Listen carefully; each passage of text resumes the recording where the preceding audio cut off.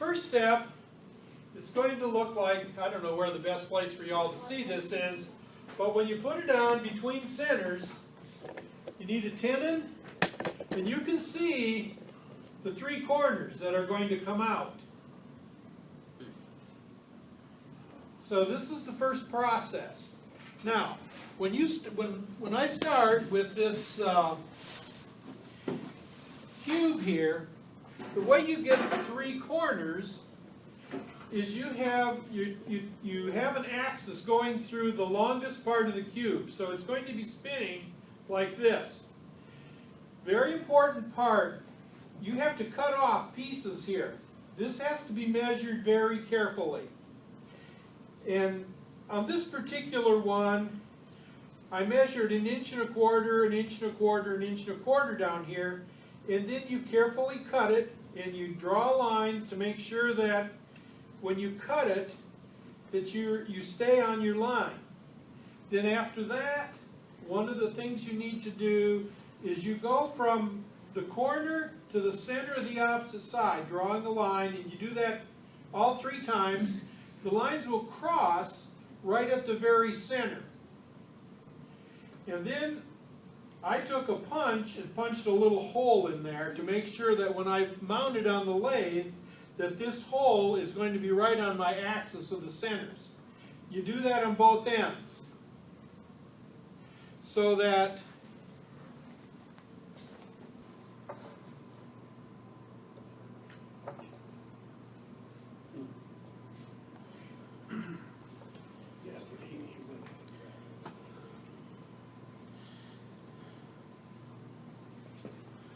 you've got to make sure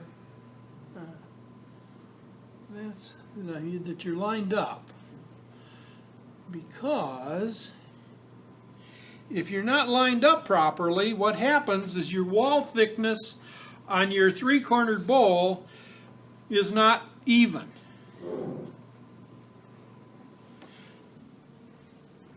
Here's the small one that I popped out this week.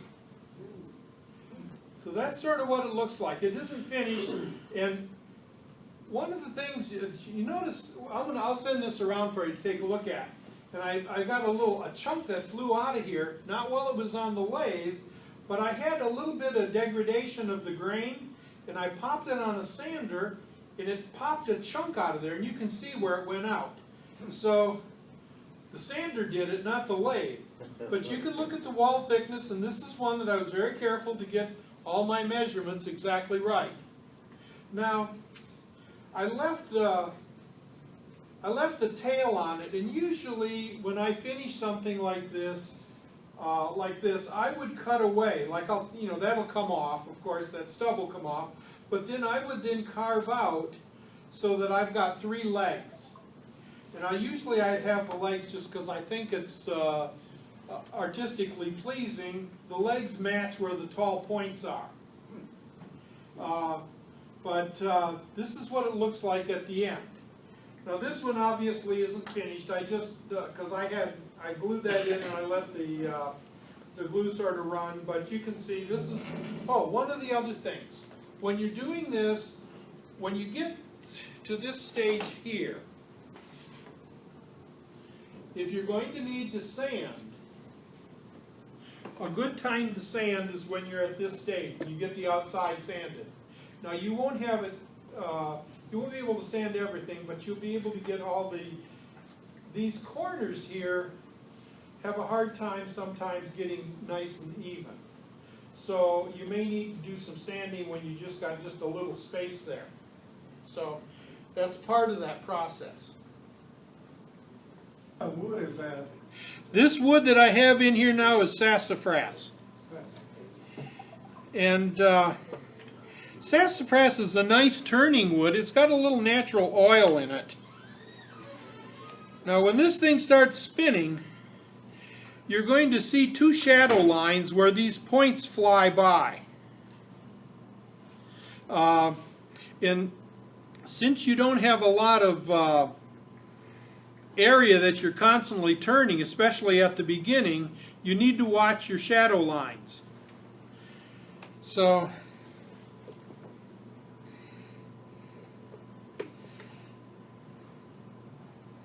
You can see them. So, now the first thing you're going to do is work on the back side, like this little pink piece that I showed you, so you can develop a tenon down here at this end. That's the way I do it. I mean, you could go this way, but I prefer to work on the back side and get my tenon here. And the tenon on this size piece would be about the size of this diameter here. So anyway, like we can make a few chips now.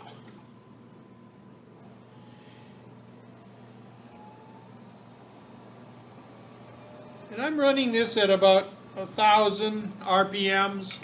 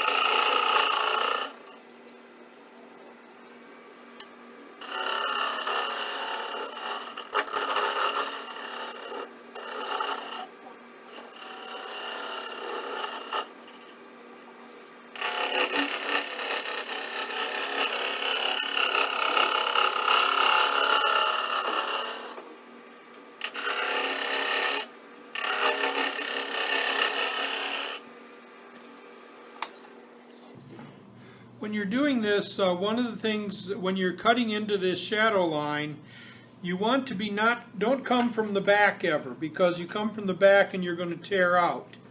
So you want to keep your tool pretty sharp, and you're going to always be cutting from the front, and you'll be watching till you get up to your corner here.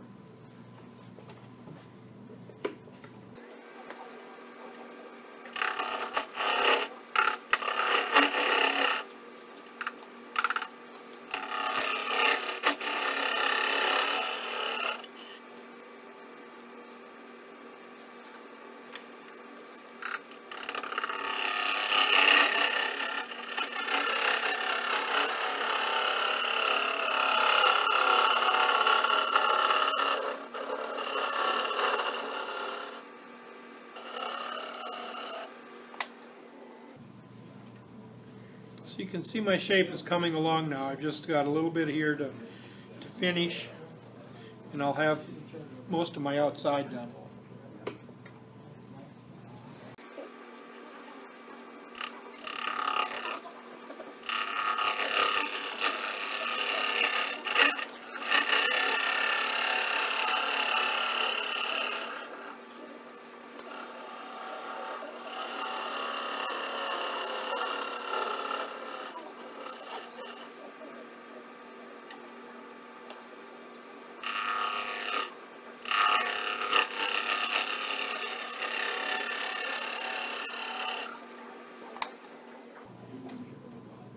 What tool are you using? Fingernail gouge? This is, it started out just as a regular Sorby bowl gouge, and I brought the grind back a little bit. It's not quite as severe as a fingernail gouge, but much more cut back than just a regular bowl gouge. And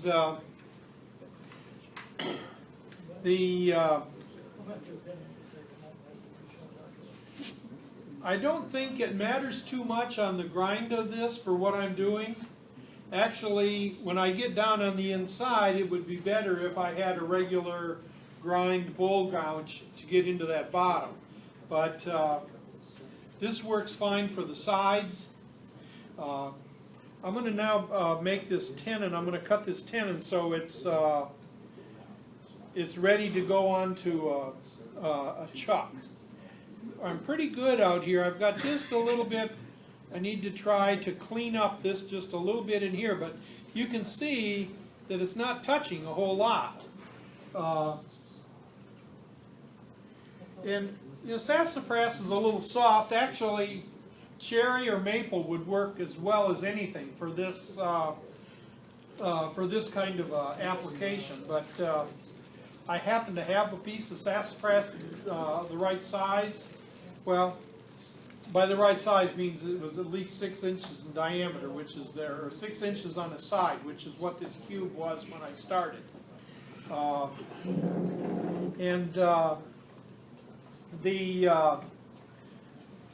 You know, you can have any size cube that'll fit on your lathe. And as you can see, you know, it's passing around that one piece. This is a real small one.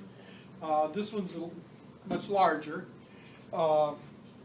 But you just need to be careful that you know, if you've got a fairly small lathe, that you don't cut your cube bigger than it's going to bump into your bed of your lathe. I'll try to clean this up just a little bit here, and then I'll get the tenon right, and then we'll switch it around and I'll start doing the inside.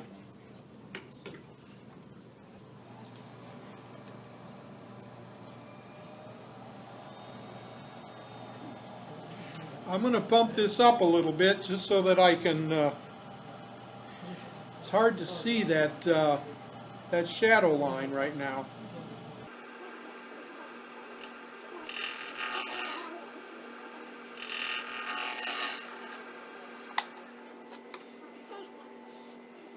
That's pretty good. I may, if I had it at home, I may want to sand it a little bit right up in these corners because they're not quite as good as they could be.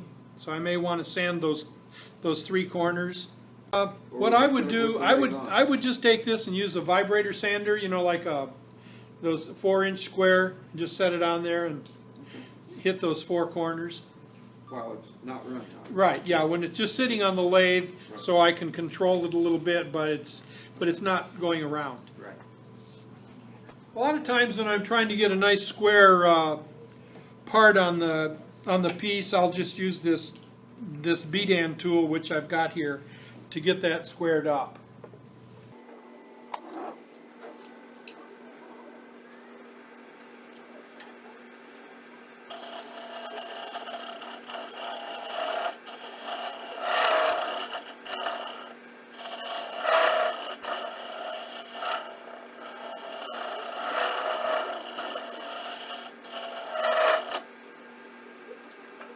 Does the size of the tenon dictate how big a bowl you can make? Probably what's going to dictate is what you start out with as a cube at the beginning. And then if you want a bigger tenon, I think they look good when they're not too large. It's sort of, to me, that's sort of according to your taste. Because this is going to be basically a decorative piece rather than something that's functional. I mean, you may set it on a table, and you know, that's another thing about in choosing the kind of wood that you choose. If it's going to be decorative, you'd like to have some figure in it. You want something that's going to be attractive to the eye in terms of the piece of wood that you have. Now, I've not thought of gluing up something and trying this. I think it could be done though. Sure. And it would add some real character to it. If I had a thin piece, a slice, going through the middle of that thing somewhere, that could make it real attractive sitting, you know. So, depends. Now what I'm left with here is I'm going to try to curve this in a little bit because you don't want this surface to be flat. If I lay something on there, I don't want that to be flat. I want that to have a curve to it. It's just more pleasing if this is a curved surface than if it's a flat surface. So as you're planning your piece, you want to be keeping that in mind.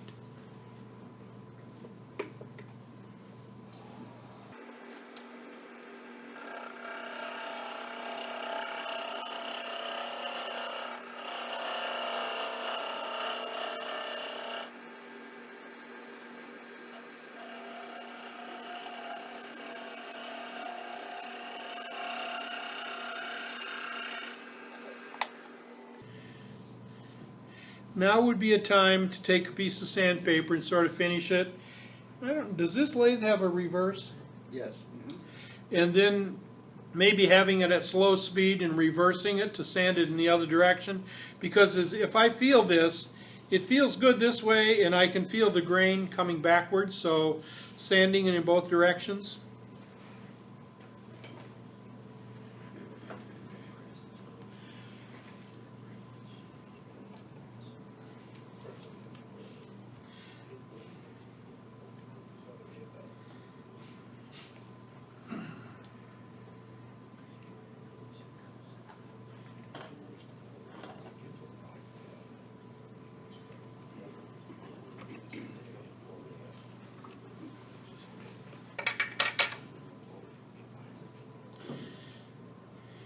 Now I'll leave this tailstock attached till I get this cut down into where it's solid all the way through.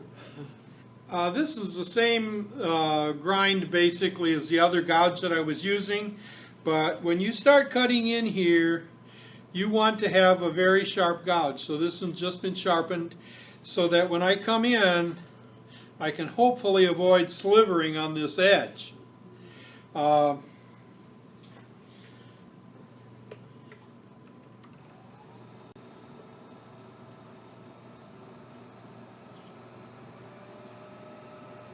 And I'm running this at about 1,000.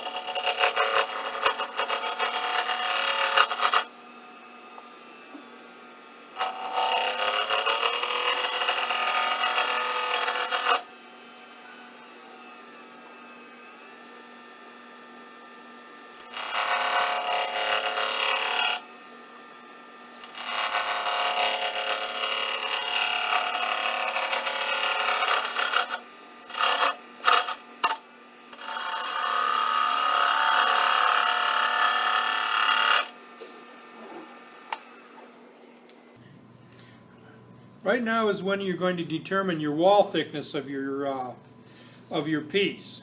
You can see I've got about 1/4 of an inch there. I'm going to want it a little thinner than that.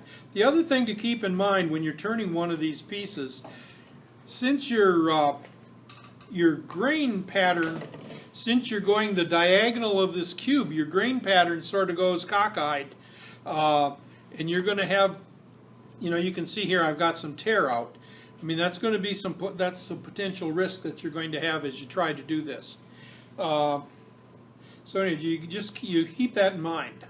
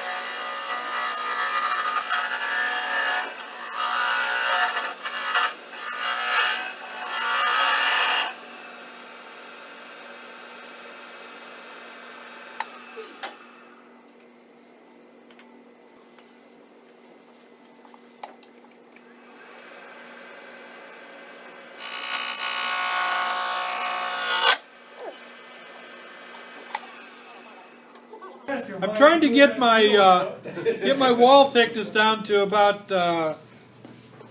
3/16, and I wanted to be real close, and I caught in there. So anyway, we'll make her go.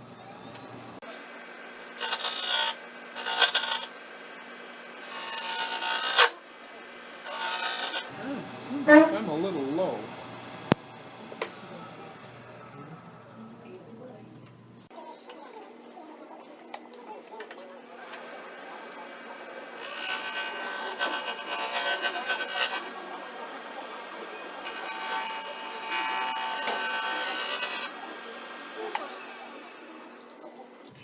There we are. We're right at about where I want to be now on that wing.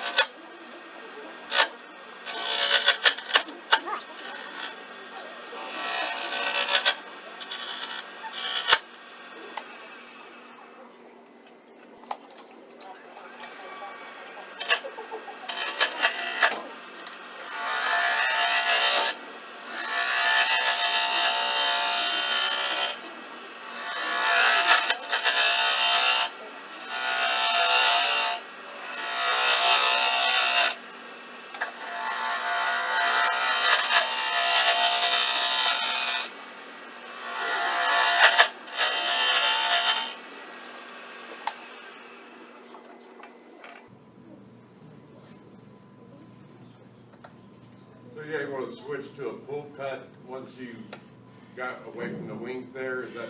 Yeah, well, it's a little easier coming back up on this, but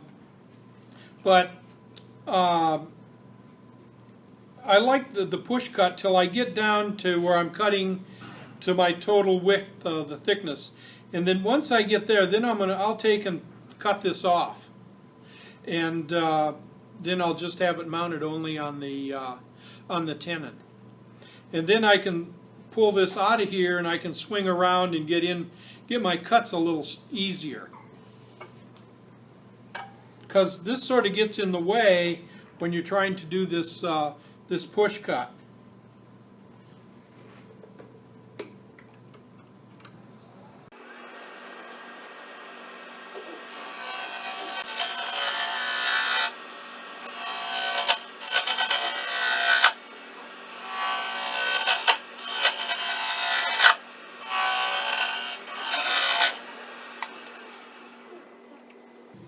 I think I'll just take that off so I can get this tailstock out of here.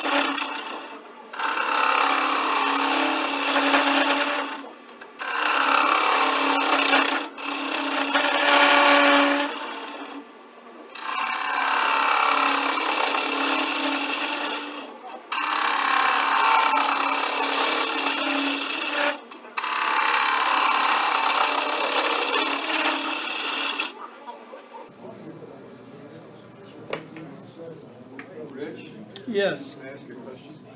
You still got some thickness right in here. Are you Yeah. still going to come in and come across Yeah, that? yes. Once I get some of this middle out of here, then I'll come back and that'll all be uniform when I'm done. I see. It's just I need to get some of this middle out of the way.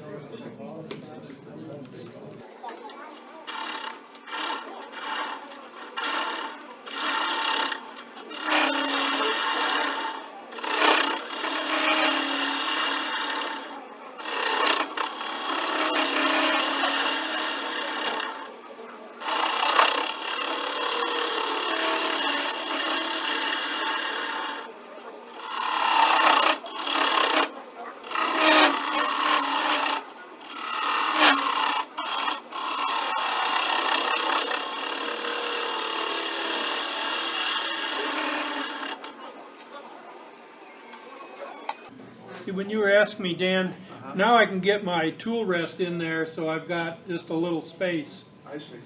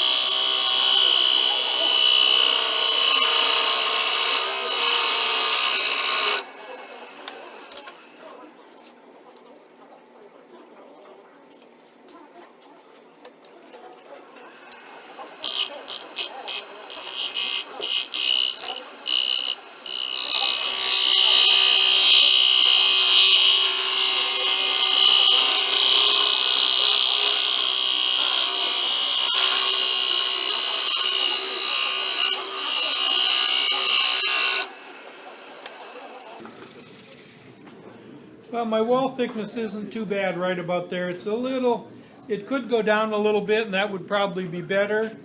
It would look more attractive, but it's down to maybe a little less than 1/4 of an inch. And now it's just a matter of taking this middle out. And what I'll do is I'll just round it down so it's smooth, so I can reverse chuck it, so that I can finish off the back end, so what comes next. And then the rest of it will just get finished later. But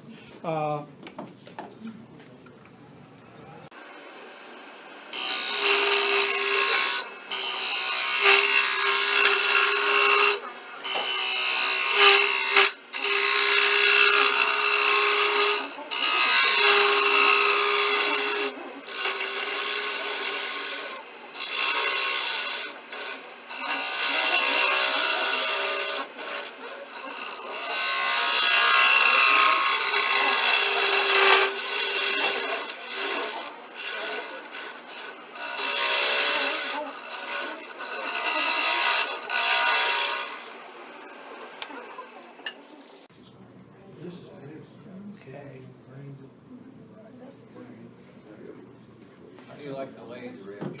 pardon? How's the lathe? The lathe, it's good. Yeah.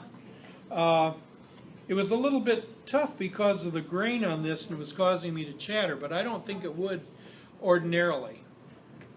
Now this, this could take some work to get it finished, to be ready to be finished. But it shows the technique in any way, what you need to do to turn a piece like this. And I think they're neat, they're sort of attractive. And it's basically bowl turning, but your setup, getting your cube and getting your axis properly marked and cut. And then doing the outside is pretty straightforward. The inside is a little more tricky till you get down to here. So what I can do now, what are we doing on time? Is I can reverse chuck this and show you how to, well, no, I don't want to do that, I guess. I was going to finish the bottom, but if I finish the bottom, then I can't finish this. So, but the bottom is basically, I use something like this, and I'll put a piece of carpet pad against it and squeeze it in there nice and tight, and then do the bottom. And that's how this goes. So Very good. I'll take that off and you guys can take a look at what's here.